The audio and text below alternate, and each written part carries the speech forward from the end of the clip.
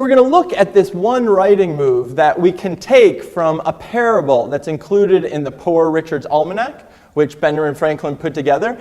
It doesn't actually appear this way in Benjamin Franklin's version, but it will give us a way to understand this move of moving from old information in the beginning of the sentence to new information at the end of the sentence. So, Mr. Telligan, you want to just start by reading the parable? This might be familiar to some of you. For one of a nail, his shoe was lost. For one of a shoe, the horse was lost. For one of a horse, the rider was lost. For one of a rider, the message was lost. And for one of a message, the battle was lost. All for one of a nail.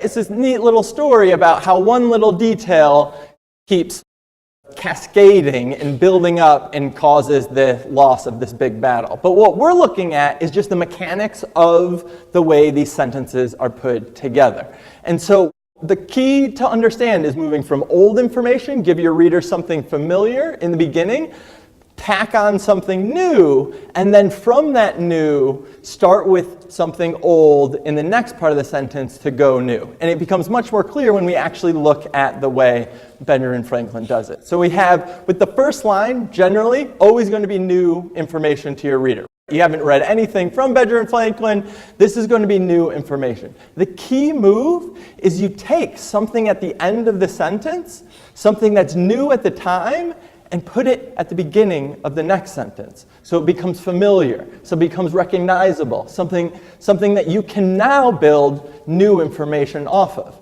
So now we have old information, and we can insert new information.